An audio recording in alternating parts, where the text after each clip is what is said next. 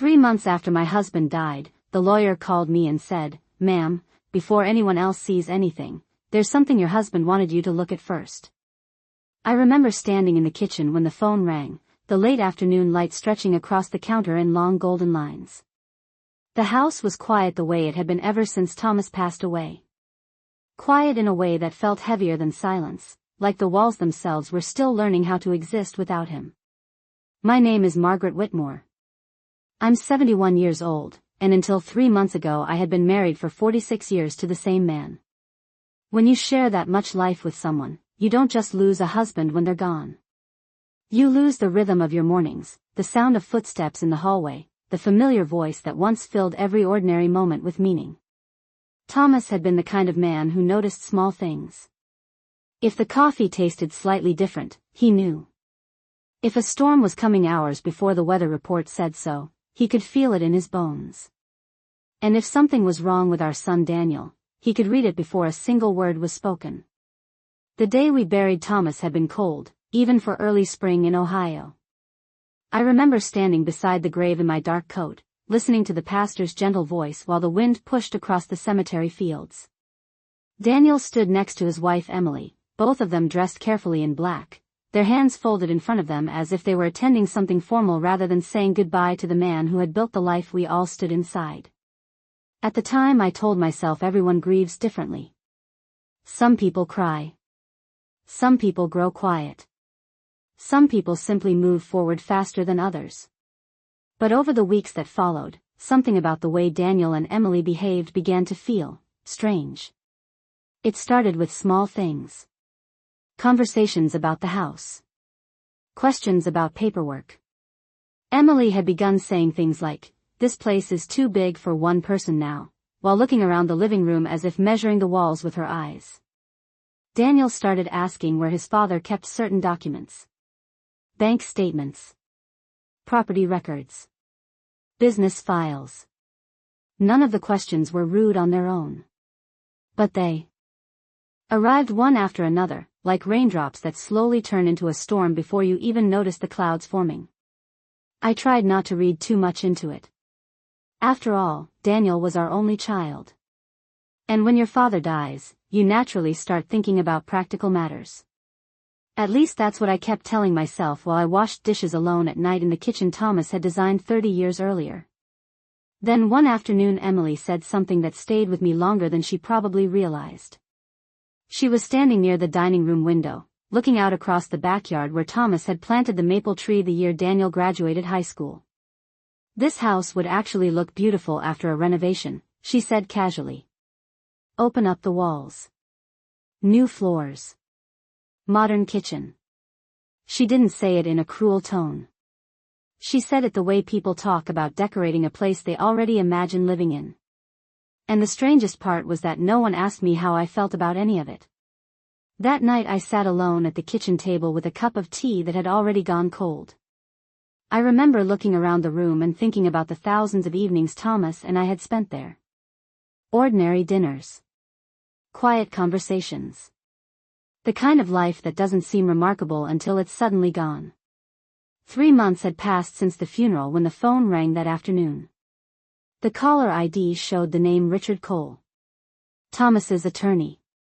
He had handled our paperwork for years, always speaking in the calm, careful tone of a man who had spent his life dealing with complicated matters. When I answered, his voice sounded polite as always. But there was something else in it. Something deliberate. "Mrs. Whitmore," he said, "I apologize for calling without notice. I know the last few months must have been difficult." "That's kind of you, Richard," I said, leaning one hand against the counter. "How can I help you?" There was a brief pause. Just long enough for me to notice. "Ma'am," he said finally, lowering his voice slightly, "before we proceed with any formal estate discussions, there is something your husband asked me to show you personally." I frowned slightly. "Something he left behind?" "Yes," Richard replied. "But it's important that you see it first."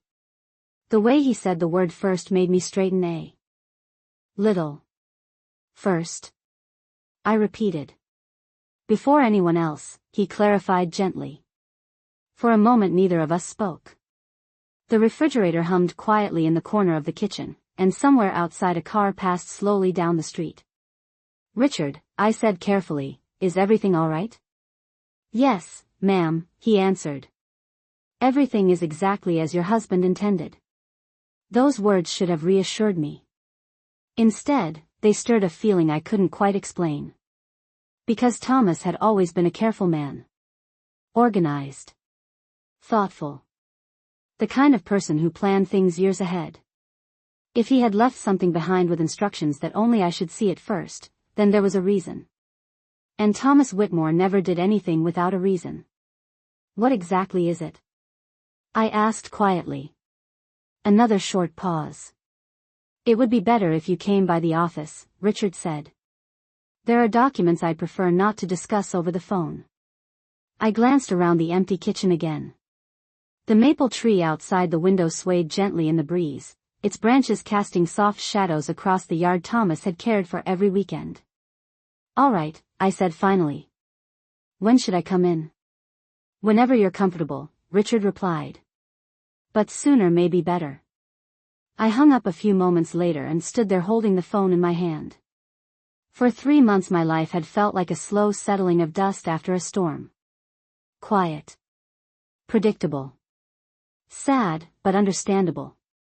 Yet something about that call made the air inside the house feel different. Like a door had just opened somewhere I couldn't yet see. And for the first time since Thomas died, I had the strange feeling that my husband might still have something left to say. The next morning I woke up earlier than usual, long before the sun had fully climbed over the maple tree in the backyard. For years Thomas had been the first one awake in our house. He would shuffle quietly through the hallway, start the coffee maker, and open the kitchen curtains while the neighborhood was still wrapped in the pale gray light of dawn. After he died, mornings became the hardest part of the day for me. There was no voice asking if I slept well. No familiar footsteps moving across the wooden floors. Just silence. That morning the silence felt different, not heavier but sharper, as if something had shifted in the rhythm of the house overnight. I stood at the kitchen sink holding my coffee mug and looked out at the backyard. The maple tree Thomas planted almost 20 years ago had grown tall enough that its branches stretched halfway across the yard. In the early light its leaves moved slowly in the breeze. Thomas used to say that trees were the best investment a person could make. Not because they made money, but because they kept growing even after you were gone. I finished my coffee and glanced at the clock above the refrigerator. 8:30 in the morning. Richard Cole's office opened at 9. Part of me wondered if I was overthinking the whole situation. Lawyers dealt with paperwork every day. Perhaps this was simply another document Thomas had signed long ago and forgotten to mention. But the way Richard said "you need to see it first" kept replaying in my mind. First. Before anyone else. Those words stayed with me as I washed the mug and set it in the drying rack. Around 10 o'clock my phone buzzed on the kitchen table. Daniel's name appeared on the screen. I answered after the second ring. "Good morning, Mom," he said. His voice sounded relaxed, almost cheerful. "Good morning, Daniel. I was thinking Emily and I might stop by later today," he continued. "Just to check in on you." Daniel had never been a man who visited without a reason. Even as a child he preferred schedules and plans. Spontaneous visits were not part of his nature. "That would be nice," I replied carefully. "What time were you thinking?" "Maybe this afternoon," he said. We also wanted to talk about a few things Dad left behind. Some paperwork. Nothing complicated. There it was again. Paperwork. That word had become strangely common in our conversations since the funeral. "What kind of paperwork?" I asked. "Just some things related to the house and the business," Daniel said quickly. "Dad always handled everything, so Emily and I thought we should help you sort through it." Help you sort through it. I thanked him and said we would talk later. When I ended the call, I sat quietly at the table for a moment, staring at the phone. 3 months ago Daniel had stood beside me at the cemetery holding my arm while the wind moved across the headstones. At the time I believed we were sharing the same grief. Now I was not entirely sure we were sharing the same thoughts. I gathered my purse and car keys from the entry table and stepped outside. The morning air carried the cool freshness of early spring. Our neighborhood had always been quiet, the kind of place where people mowed their lawns on Saturdays and waved politely from their driveways. Thomas loved that about this street. He used to say it reminded him of the small town where he grew up in Indiana. I drove slowly through the familiar roads until the brick office building where Richard Cole worked came into view. It was a modest building with a small parking lot and a row of trimmed hedges along the sidewalk. Thomas and I had visited this office several times over the years to sign documents, update wills, and review financial plans. Every visit had been calm and straightforward. Today felt different before I even stepped inside. The receptionist greeted me with a polite smile and asked me to wait for a moment. I sat in one of the leather chairs near the window, watching the traffic move along the street outside. A few minutes later Richard Cole appeared in the hallway holding a slim folder in his hand. He looked exactly as he always did, neatly dressed, calm, and thoughtful. But there was a seriousness in his expression that made my stomach tighten slightly. "Mrs. Whitmore," he said warmly. "Thank you for coming so quickly." "Of course," I replied. "You sounded concerned yesterday." He guided me into his office and closed the door gently behind us. The room smelled faintly of polished wood and paper.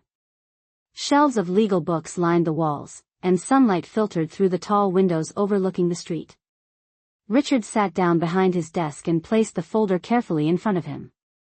For a moment he did not open it. Instead he folded his hands together and looked at me with the careful patience of someone choosing his words very deliberately. "Your husband was a very thoughtful man," he said quietly. "Yes," I replied. "He was." Richard nodded slowly. "Several years ago Thomas asked me to prepare a few additional documents beyond the standard estate plan.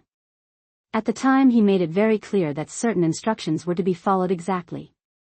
I felt my fingers tighten slightly around the strap of my purse. "What kind of instructions?" Richard gently slid the folder across the desk toward me but kept one hand resting on top of it.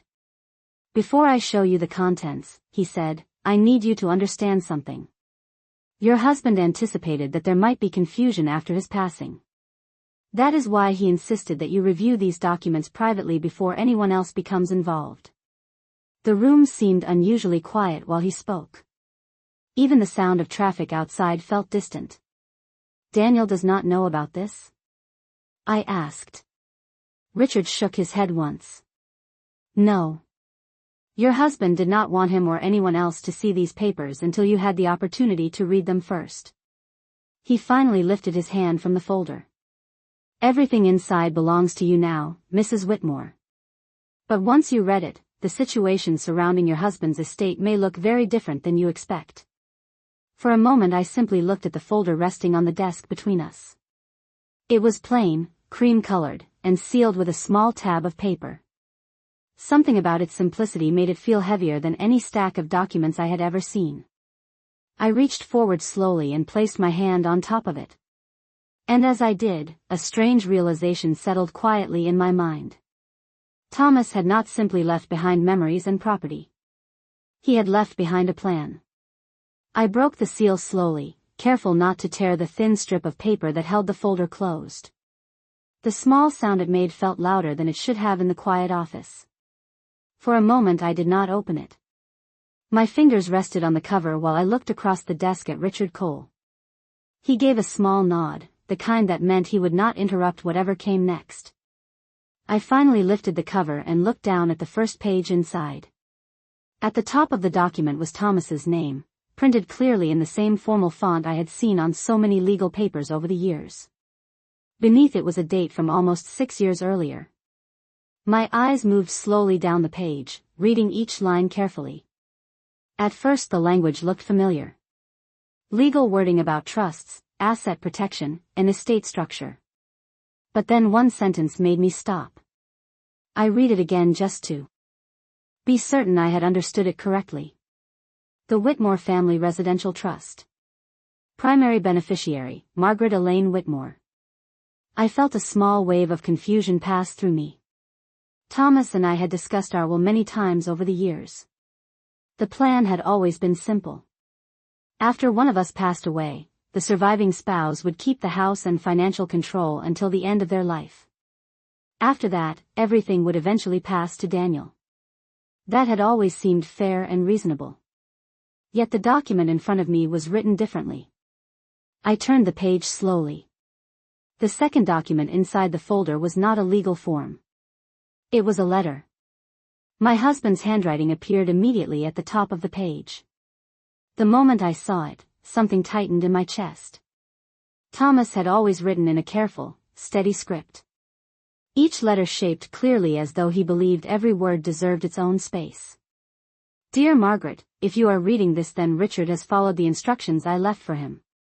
That means I am no longer sitting across the breakfast table from you each morning, and that is something I regret more than I can explain. I paused there for a moment. The words were so familiar that I could almost hear his voice saying them. I continued reading slowly. Over the past few years I have begun to notice things that troubled me. Not in our marriage, and certainly not in the life we built together, but in the way certain people began to see our home and the business that supported it. I have always believed that the greatest mistake a man can make is assuming his family will never change after he is gone. That is why I made a decision I did not fully explain to Daniel. Not because I wished to exclude him, but because I needed to protect you first. My eyes moved further down the page while my mind tried to absorb each sentence. The trust Richard prepared places every major asset under your control. The house, the company shares, and the investment accounts. You will notice that Daniel's name appears only as a conditional beneficiary, not an immediate one. This was intentional. I leaned back slightly in the chair, feeling the weight of the words settle into my thoughts. Conditional beneficiary. That was not how Thomas had ever described our estate plan before. I continued reading. If our son treats you with patience, respect, and kindness, everything will eventually pass to him exactly as he expects. But if he allows outside influence to push you aside or pressure you into decisions that do not serve your interests, the structure of the trust will prevent that from happening. I could feel the quiet office around me again as I lowered the letter for a moment. Richard had not spoken since I began reading. He simply waited with the calm patience of someone who had watched many people discover truths they were not expecting.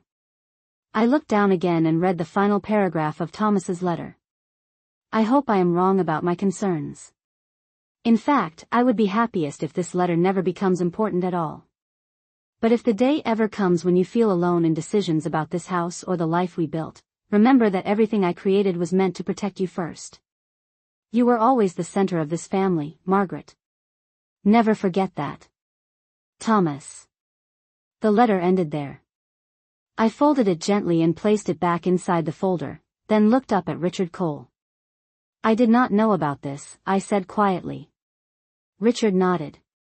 Your husband preferred that you did not know until the time was right.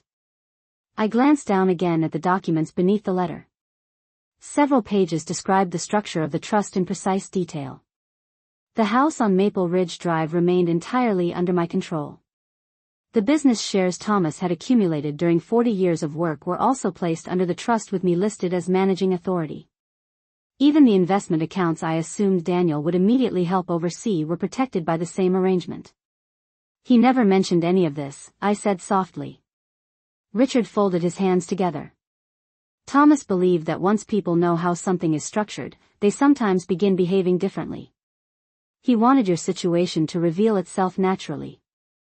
The meaning of that sentence took a moment to fully settle in my mind. You mean he expected something might happen after he passed away? Richard did not answer immediately. Instead he opened another page in the folder and turned it toward me. Your husband also left instructions about timing, he said. Specifically regarding when these documents should become active. I leaned forward slightly. At the bottom of the page a line of text was highlighted with a small note written beside it in Thomas's handwriting. Activation review period, 90 days following date of death. I looked up slowly. Today makes exactly 3 months, I said. Richard gave a small nod. Yes, ma'am. That is why I called you yesterday. For a moment I sat quietly in the chair, listening to the faint sounds of traffic passing outside the office window. 3 months. Thomas had given the situation exactly 3 months to reveal itself before placing the truth in front of me. And suddenly I remembered the conversation with Daniel that morning. The way he said he wanted to discuss the house. The business paperwork. The plans Emily had mentioned about renovations and future changes. I closed the folder gently and rested my hand on top of it. "Richard," I said slowly, "my son and his wife are planning to visit this afternoon." The lawyer studied my expression carefully. "Then it may be a very interesting conversation." I looked back down at the folder one more time and felt a calm clarity settle quietly into my thoughts. For 3 months I believed I had been standing alone in a house filled only with memories. But now I understood something Thomas had prepared long before he was gone. I was not alone in this situation at all. I was simply the last person to discover the plan he had left behind. I drove home from Richard Cole's office more slowly than usual that afternoon. The folder sat on the passenger seat beside me, closed now but no less heavy than it had felt when I first touched it. The sky above Maple Ridge Drive was clear and pale blue, the kind of calm spring afternoon that usually made the neighborhood feel peaceful. Yet my mind kept returning to the letter Thomas had written. Every word had been measured. Every sentence placed exactly where it needed to be. That was the way my husband approached almost everything in life. When he planted the maple tree in our backyard 20 years ago, he measured the distance from the fence twice before digging the first hole. When he started the small manufacturing company that later supported our family for decades, he spent 6 months studying the market before buying his first machine. Thomas never rushed decisions. If he built something, it was meant to last. As I turned into our driveway, I noticed Daniel's car parked along the curb in front of the house. Emily's silver sedan was behind it. For a moment I remained seated inside my car, looking at the two vehicles and feeling a quiet realization settle into place. Thomas had given this situation exactly 90 days before placing the truth in my hands. 90 days for people to behave exactly as they wished. I stepped out of the car, picked up my purse, and carried the folder with me to the front door. The house looked exactly the same as it had every day since Thomas passed away. The porch swing moved slightly in the breeze. The flower bed Emily once complimented was beginning to bloom again after winter. Ordinary details. Familiar details. I opened the door and stepped inside. Daniel and Emily were already standing in the living room. Daniel turned first when he heard the door close behind me. "Mom," he said with a polite smile. "We were wondering when you would get back." Emily stood beside the dining table, her arms loosely crossed as she looked around the room the same way she had the last time she visited, as if quietly evaluating the space. "Hello, Margaret," she said. "We let ourselves in. I hope that was all right." I nodded and placed my purse on the entry table. "Of course," I said calmly. "You have keys." Daniel stepped forward and gave me a quick hug. It was warm but brief, the kind of gesture people perform when they believe it is expected. "How are you feeling today?" he asked. "I am doing well," I replied. "I had a meeting this morning." His eyebrows lifted slightly. "A meeting?" "Yes," I said. "With Richard Cole." For a moment Daniel's expression paused in a way most people would not have noticed. But Thomas used to say our son always revealed his thoughts for a fraction of a second before hiding them again. Emily was the first to speak. "Oh good," she said quickly. "We were actually hoping to talk with you about some of the legal details Dad left behind." I walked slowly into the living room and set the folder from Richard on the coffee table. Neither of them mentioned it immediately, but I saw both of their eyes move briefly toward it. Daniel cleared his throat. "Mom, Emily, and I have been thinking about what makes the most sense moving forward," he said. "This house is pretty large for one person." Emily nodded in agreement. "It really is," she added. "And the maintenance alone must be exhausting. The yard, the utilities, the repairs. It could become overwhelming." I sat down in the armchair Thomas used to occupy every evening while reading the newspaper. From that seat I could see the entire living room, the hallway leading toward the bedrooms, and the kitchen where we had spent thousands of ordinary days together. "What do you suggest?" I asked gently. Daniel sat on the couch across from me. Emily remained standing near the window. "Well," Daniel began, "Emily and I have been discussing a few options. One possibility is selling the house while the market is strong. You could move somewhere smaller. Maybe a comfortable retirement community closer to our place." Emily added quickly, "There are some wonderful places nearby. They have beautiful apartments, organized activities, medical support. It would really make life easier." I listened without interrupting. 3 months ago their suggestions might have felt helpful, concerned, practical. But now the letter from Thomas rested quietly in my memory like a key unlocking every detail I was hearing. Daniel continued speaking. "The company is another thing we should discuss," he said. "Dad always managed the business accounts himself, but I think it would be wise if I started overseeing that part now. Just to keep things running smoothly." Emily nodded again. "It would take pressure off you."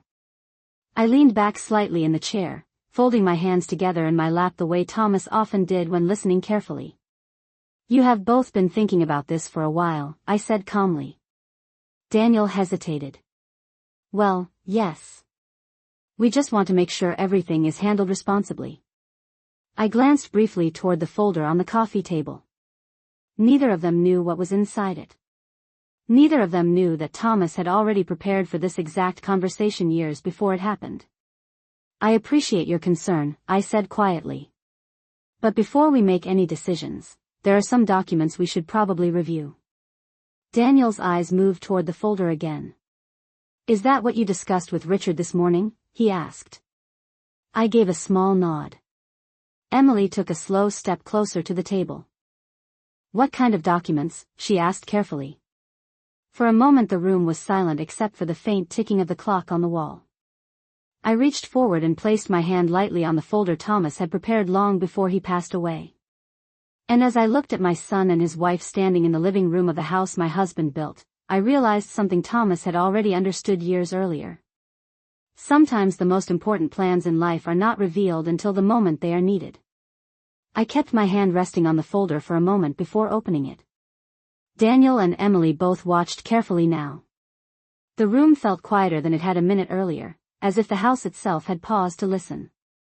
I opened the folder slowly and removed the first page, placing it on the coffee table between us. "Your father prepared these documents several years ago," I said calmly. Daniel leaned forward slightly on the couch.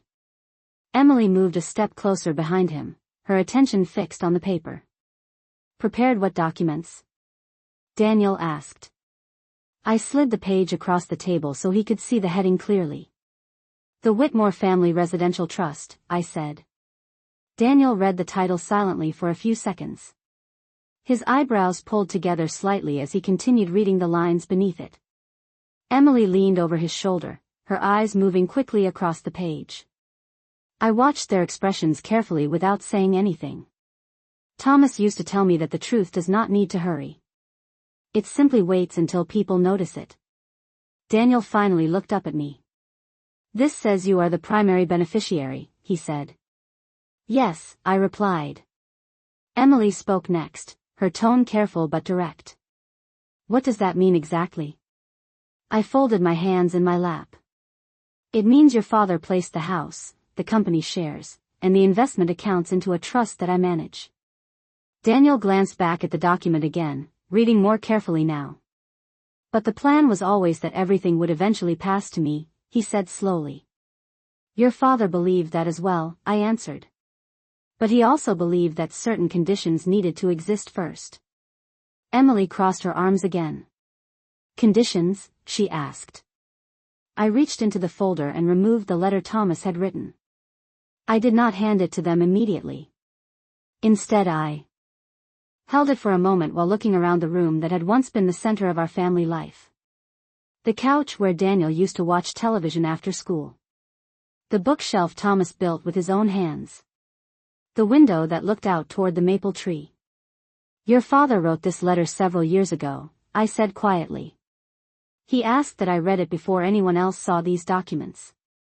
Daniel's voice sounded slightly impatient now. Mom, what exactly are you trying to tell us? I placed the letter gently on the table beside the trust document. I am telling you that your father anticipated certain conversations might happen after he passed away. Emily's eyes moved quickly toward the letter. What kind of conversations? She asked. I gave a small, calm smile.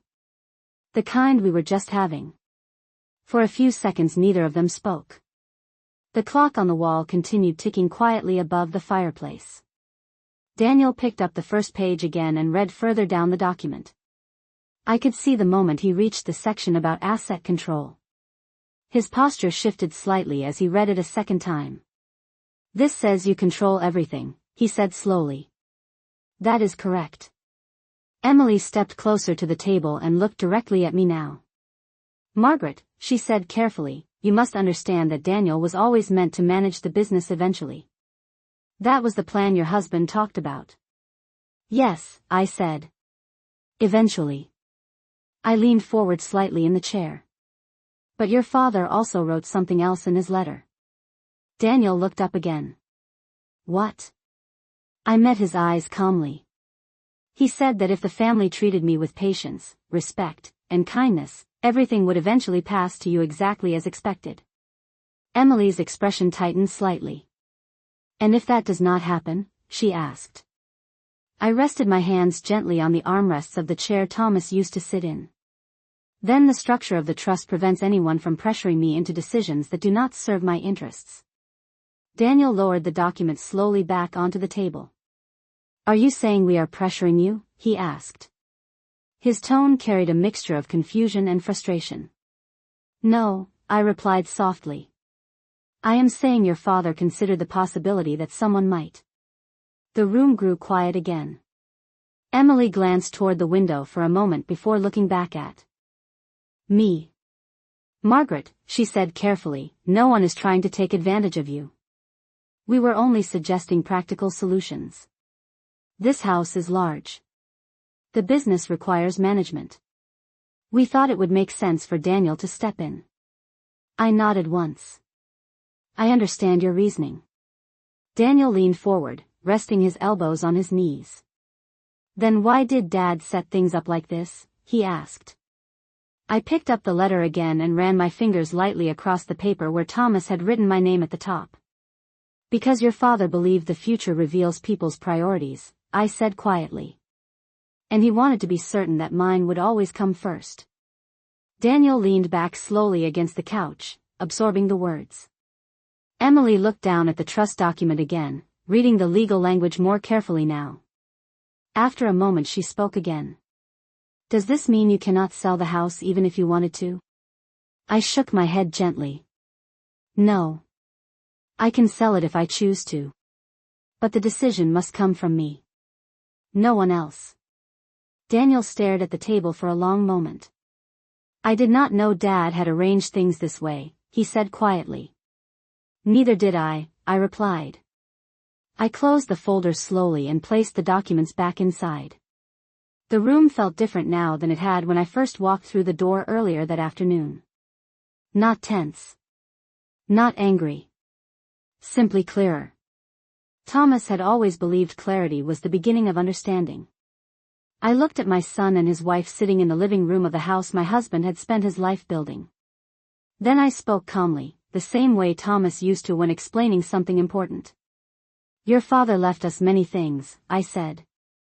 But the most important thing he left behind was a choice about how this family would treat one another from this point forward. I did not rush to say anything after that. The words I had just spoken seemed to settle into the room like dust slowly drifting to the floor. Daniel remained seated on the couch, leaning slightly forward with his hands clasped together. Emily stood near the window with her arms folded, but the confidence she had shown earlier had faded into a quieter, more careful expression. The afternoon sunlight filtered through the living room curtains and stretched across the wooden floorboards Thomas had installed himself 25 years earlier. I remembered how proud he had been that day, wiping his hands on a cloth while admiring the finished room as if he had built an entire cathedral instead of a family living space. "Mom," Daniel finally said, his voice calmer than before, "I want you to understand something. Emily and I were not trying to push you out of your own home." I nodded slowly. "I understand that you believe that," I replied. My tone remained gentle, not confrontational. Thomas had always believed that anger closed doors while calm conversation opened them. Daniel rubbed his hands together thoughtfully. "We were just thinking about what would be easier for you long term," he said. "This place is a lot to manage." Emily shifted her weight slightly near the window. "It really is a big house for one person," she added, though her voice sounded less certain now. I looked around the room once more. The walls held decades of quiet history. Photographs from vacations. Daniel's school awards framed beside the staircase. The small scratch on the coffee table where he dropped a toy truck when he was 6 years old. "Your father and I built this house with the expectation that one day it would feel empty," I said quietly. "That is what happens when children grow up and start families of their own." Daniel glanced down toward the floor. "I suppose that is true. But empty does not mean unimportant," I continued. "Every room here holds memories that cannot be measured by square footage or property value." Emily lowered her arms slightly and stepped closer to the couch. "Margaret, no one is saying the memories do not matter," she said. "We are simply trying to think about the future." I gave a small thoughtful nod. "And your father was thinking about the future as well when he created the trust." Daniel lifted his head again. "Why did he not tell me about it?" he asked quietly. I took a moment before answering. "Because he believed people behave differently when they know exactly where the power sits." Daniel absorbed that sentence slowly. The room remained calm, but something important had shifted beneath the surface of our conversation. Emily sat down beside him now, her earlier confidence replaced by a more cautious curiosity. "So what happens now?" she asked. I folded my hands together in my lap. "Now nothing urgent needs to happen at all," I said. "The trust gives me full authority to decide when and how any changes occur." Daniel exhaled slowly, leaning back against the couch. "You mean the house stays yours?" "Yes." "And the company?" "Yes." "And the investments?" "Yes." Emily looked toward the folder on the table again. "Does that mean Daniel cannot be involved in the business at all?" she asked. I shook my head gently. "Your father never intended to exclude him. The trust allows Daniel to participate in the company if I choose to invite him into that role." Daniel's eyes lifted slightly. "So you still control that decision?" "Exactly." Silence returned for a moment while the weight of that arrangement settled into the room. For decades Daniel had watched his father manage the company with quiet authority. It had probably seemed natural to assume that responsibility would pass directly to him one day. Now he was realizing that Thomas had designed a different path. I reached toward the folder again and removed the letter once more. "There is another line your father wrote that I think is important," I said. Daniel and Emily both looked up attentively. I read the sentence aloud slowly so every word could settle clearly in the room. "If our son approaches his responsibilities with patience and respect for his mother, the family will remain strong long after I am gone." Daniel listened without interrupting. Emily remained still beside him. I placed the letter back into the folder. "Your father did not design this trust as a punishment," I said calmly. "He designed it as a safeguard." Daniel nodded slowly. "For you." "For the family," I corrected gently. Outside the window a breeze moved through the branches of the maple tree in the backyard. Its leaves shimmered softly in the sunlight, casting shifting shadows across the grass. Thomas used to say that tree would one day grow tall enough to shade half the yard. He had been right about that. Daniel looked toward the window as well, following my gaze. "Dad planted that tree the year I graduated high school," he said quietly. "Yes," I replied. "He said it would remind him that time keeps moving forward whether we are ready or not." Emily finally spoke again, though her voice carried a softer tone than earlier. Margaret, we truly do want to support you. We did not mean to make you feel like you were being replaced in your own home. I met her eyes calmly. I appreciate that. Daniel leaned forward again, resting his elbows on his knees the way Thomas used to when thinking through a difficult problem. So what do you want to do next? He asked. I looked at the folder on the table and then around the living room that had held our family together for so many years. The answer came easily because Thomas had already prepared me for this moment. For now, I said gently, we continue exactly as we have been. The house stays the same. The company continues operating. And the three of us learn how to move forward as a family without rushing decisions that do not need to be rushed. Daniel nodded slowly. Emily followed his example. The tension that had quietly filled the room earlier that afternoon seemed to loosen slightly. It was not gone entirely, but it had softened into something more thoughtful. And as I sat there in the chair where Thomas used to read every evening, I realized something that had not been clear to me until now. My husband had not simply protected the house or the company when he created that trust. He had protected the balance of our family long after he was gone. I sat quietly for a few moments after our conversation settled into silence. Daniel leaned back against the couch while Emily looked thoughtfully toward the window. The tension that had filled the room earlier had not disappeared entirely, but it had changed shape. It was no longer sharp or defensive. It had become something slower and more reflective. Outside the window the late afternoon light had shifted slightly, casting long shadows across the yard. The maple tree Thomas planted many years ago moved gently in the breeze. I remembered the day he dug the hole for that tree. Daniel had been 17 then, impatient to leave for college, while Thomas insisted that planting something that would grow for decades was one of the best investments a person could make.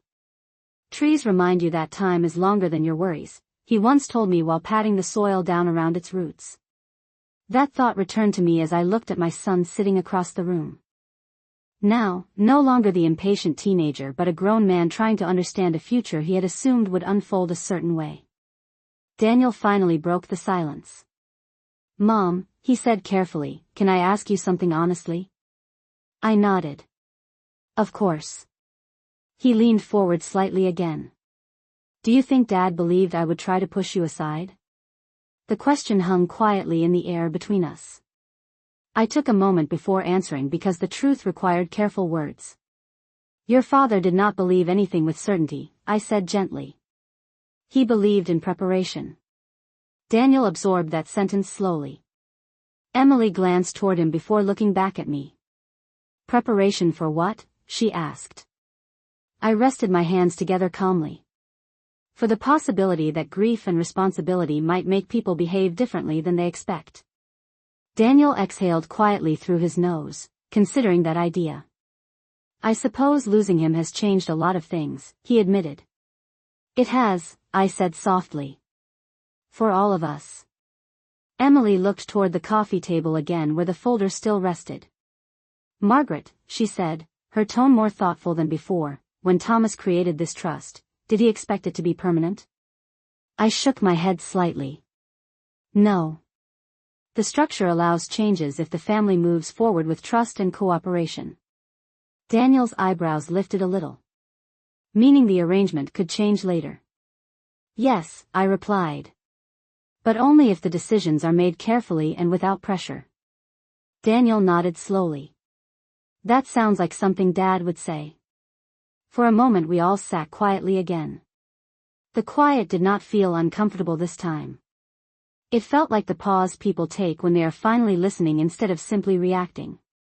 Emily stood up and walked slowly toward the window, looking out across the backyard.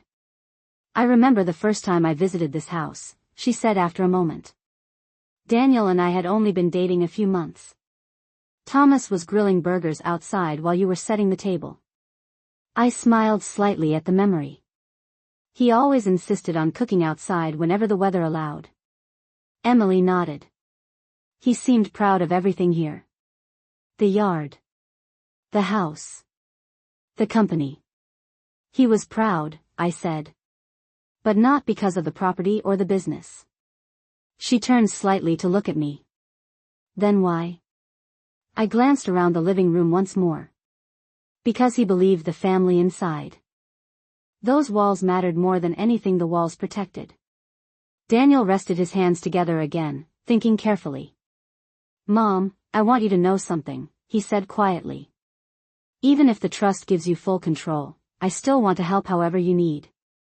Not because of the company or the house, but because you are my mother. I studied his face for a moment. There was no impatience in his voice now, only a quieter sincerity that reminded me of the boy he had once been. I know that, I replied. Emily turned from the window and returned to the couch, sitting beside Daniel again. Perhaps we all approached this conversation too quickly, she admitted. We were trying to solve problems that had not actually appeared yet. I nodded gently. Sometimes the desire to organize the future can make us forget to understand the present. Daniel looked toward the maple tree outside. Dad probably predicted this exact conversation, he said with a faint smile. He understood people better than most of us realize, I replied. Emily folded her hands together thoughtfully. Margaret, if you ever decide you want help managing the company or reviewing the finances, Daniel would still be glad to assist. But we will wait until you ask. I appreciated the way she said that sentence. Not as a demand. Not as an assumption. Simply as an offer. Thank you, I said calmly. I will remember that. The room settled into a peaceful quiet again. The clock above the fireplace continued its steady ticking while the afternoon light shifted across the floor. After a few moments Daniel stood up slowly from the couch. We should probably head home soon, he said. We did not mean to turn your afternoon into a legal meeting. I smiled faintly. Your father always said the most important family conversations eventually sound like legal meetings. Daniel chuckled softly at that. Emily stood as well and picked up her purse from the side table. As they walked toward the door, Daniel paused near the coffee table and glanced once more at the folder resting there. Dad really thought ahead, he said quietly. Yes, I replied. He did. Daniel opened the front door and stepped onto the porch while Emily followed behind him. Before leaving, he turned back toward me once more. Mom, he said, I am glad he did. I watched them walk down the driveway toward their cars while the evening sunlight settled gently across the neighborhood. When the engine started and the vehicles disappeared down Maple Ridge Drive, the house returned to its familiar quiet once again. I closed the door and walked back into the living room where the folder still rested on the table. For 3 months I believed Thomas had left me alone to navigate everything that followed his passing. Now I understood that was never true. Even in his absence, he had carefully arranged the pieces of our future so that the most important thing would remain exactly where it belonged. I stood in the quiet living room for a long time after Daniel and Emily drove away. The house had returned to the same silence that had filled it for the past 3 months, but that silence no longer felt empty. It felt thoughtful, almost patient, as if the walls themselves had witnessed everything that happened that afternoon and were now waiting to see what came next. I walked slowly toward the kitchen and placed the folder Thomas had left behind on the table where we had shared breakfast together almost every morning for 46 years. The chair across from me remained empty, but for the first time since the funeral I could almost imagine him sitting there with his coffee, watching quietly while I tried to understand the plan he had arranged so carefully. Thomas had always believed that time revealed the truth about people. Not through arguments or dramatic moments, but through ordinary conversations that showed what truly mattered to someone when circumstances changed. I poured myself a glass of water and stood at the kitchen window, looking out at the backyard. The maple tree swayed gently in the evening breeze, its branches casting long shadows across the grass. That tree had grown slowly year after year without anyone noticing how tall it had become. Families were often the same way. The important changes happened quietly over time. I returned to the table and opened the folder again, reading through the documents once more with a calmer mind than I had earlier that afternoon. The legal language was precise and careful, exactly the way Thomas preferred important things to be written. The trust placed every major decision under my authority, but it also left room for cooperation if the family moved forward with patience and mutual respect. That detail mattered more to me now than it had when I first read the pages in Richard Cole's office. Thomas had not built a wall between me and our son. He had simply built a door that could only be opened the right way. As the evening light faded outside, I began thinking about the many years Daniel spent watching his father manage the company. Thomas had started that small manufacturing business with only one rented machine and a single employee in the early years of our marriage. Over time it had grown into a stable operation that supported several families in our town. Daniel knew every corner of that building because he had spent his summers there as a teenager learning how the machines worked and how orders were filled. Thomas had always said the company was not simply a business. It was a responsibility to the people who depended on it. That responsibility now rested quietly inside the folder in front of me. I closed the documents again and leaned back in the chair, listening to the quiet hum of the refrigerator and the distant sound of a car passing somewhere down Maple Ridge Drive. Earlier that afternoon I had wondered whether Daniel and Emily would react with anger when they realized the trust placed the final authority in my hands. Instead, something more thoughtful had happened. The conversation had slowed down. The assumptions that had seemed so certain when they arrived began to soften. That was exactly the kind of moment Thomas believed revealed a person's true priorities. A few hours later my phone buzzed softly on the table beside me. I picked it up and saw Daniel's name on the screen again. I answered after the second ring. "Hello, Daniel."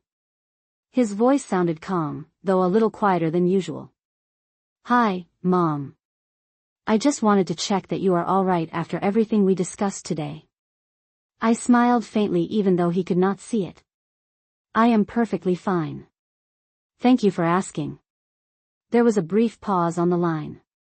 "Emily and I talked about the trust on the drive home," he said. "It was a surprise, but I think Dad had his reasons." "Your father rarely did anything without one," I replied gently.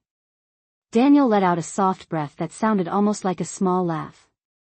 "That is very true." For a moment neither of us spoke. Then he continued. "I also want you to know that I meant what I said earlier. I will help with the company whenever you feel comfortable with that. But there is no rush." I appreciated the way he said those last words. No rush. Thomas had always believed that decisions made slowly were usually the best ones. "Thank you, Daniel," I said quietly. "That means a great deal to me." "Dad trusted you to make the right choices," he added. "And so do I." After we ended the call, I placed the phone back on the table and sat quietly for a while longer. The house had grown darker now, the evening settling gently over the neighborhood. I walked into the living room and turned on the small lamp beside the chair where Thomas used to read every night. Its warm light filled the room in the same familiar way it had for decades. The folder remained on the coffee table exactly where I had placed it earlier.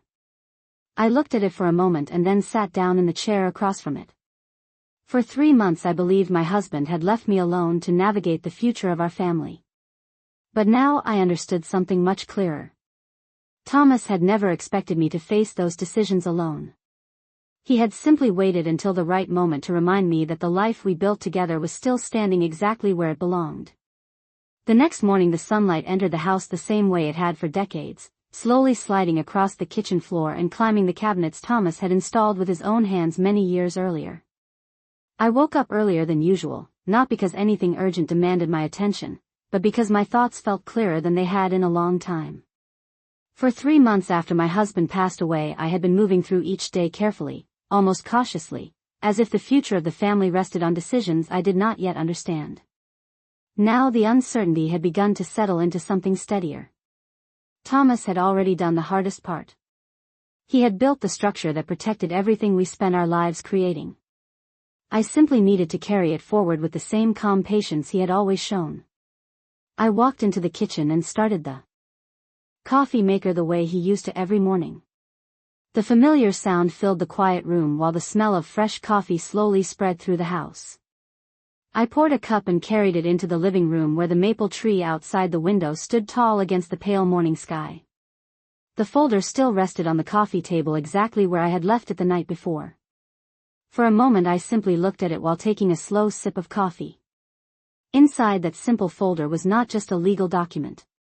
It was the final lesson my husband had left behind.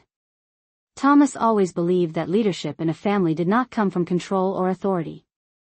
It came from steady judgment when the people around you were uncertain about what came next.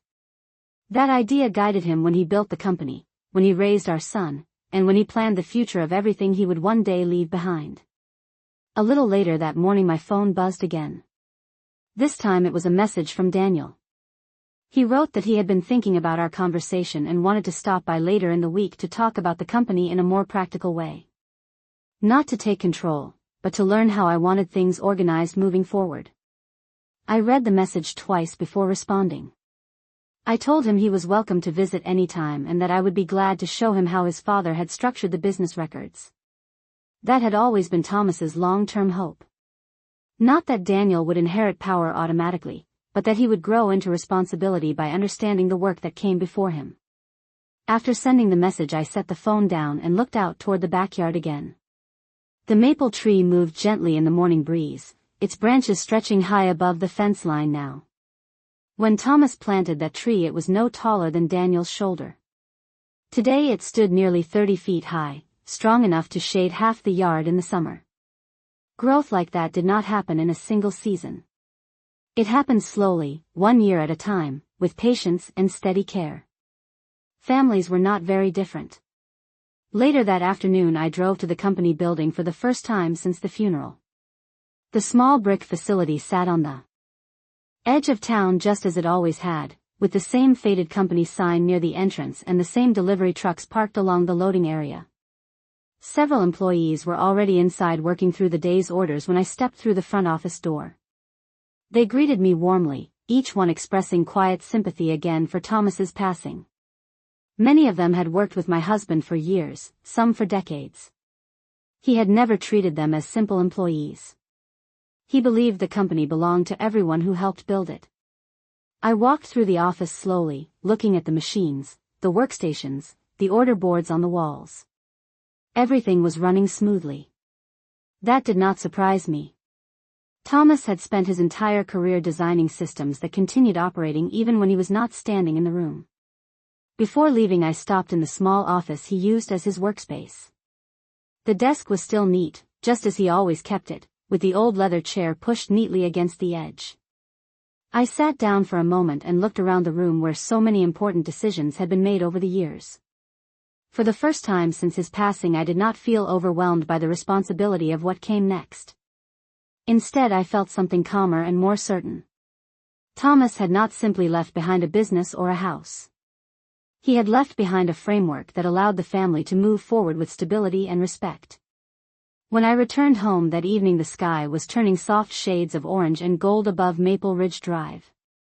I walked into the living room and set my purse down beside the same coffee table where the folder still waited quietly. I opened it one last time and looked again at the letter Thomas had written in his steady handwriting. His final message had not been complicated. Protect the family. Protect the balance between love and responsibility. And above all, trust the person who understood that balance best. I folded the letter carefully and placed it back into the folder. Then I looked around the living room that had been the center of our family life for so many years. Nothing about the house had changed overnight. The photographs still lined the walls. The familiar furniture still sat exactly where it always had. Yet something important felt different now. The uncertainty that had followed Thomas's passing had slowly been replaced by something stronger. A quiet confidence that the future of our family did not depend on sudden decisions or dramatic changes. It depended on patience, respect, and the steady guidance of the foundation he had built long before anyone realized how important it would become.